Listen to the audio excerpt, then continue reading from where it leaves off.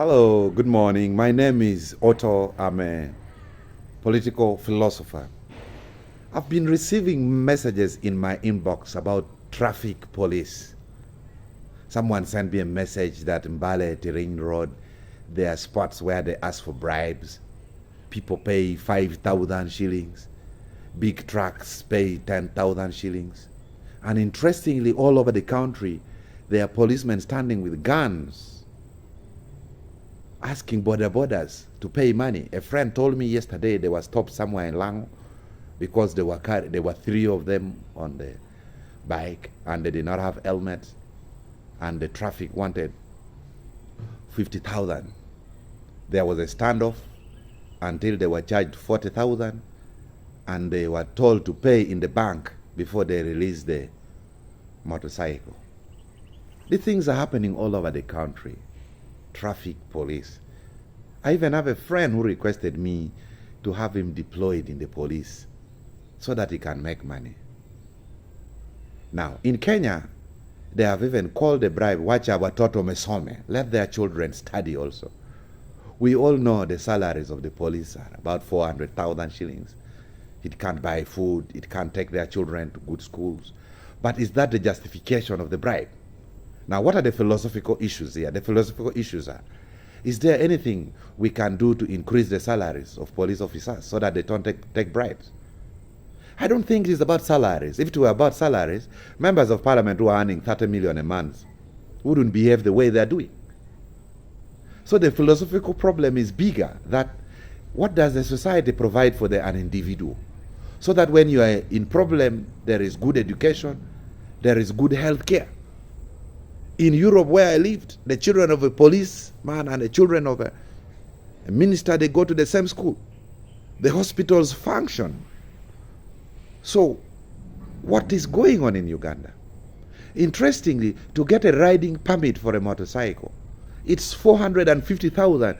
It's the same price to get a driving permit. So most of the people riding borders cannot afford permits.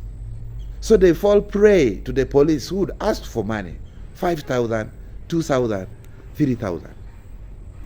I'm posing a question for philosophical discussion. Is it about time to consider privatizing the traffic police?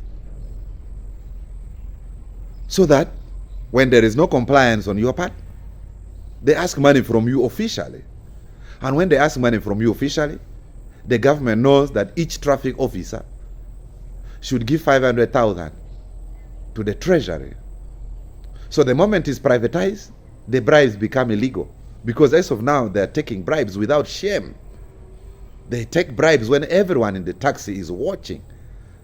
So can the debate begin in schools whether traffic police should be privatized, so that if you don't have a permit, if you don't have a license, you know you will pay to them, and those police are under obligation to pay the state.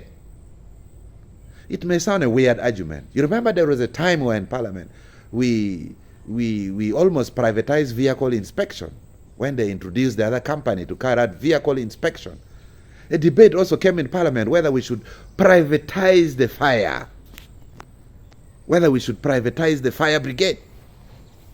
But the opposing argument was that if we privatize the fire brigade, the private companies will start burning houses so that they can have fires to extinguish. I've seen on Entebbe Road, slightly before the express highway, the firefighting department has been privatized. What happened to that argument that people will start putting on fires? Can a fire company sustain paying salaries of their staffs if there is no fire to extinguish? Won't they create fires?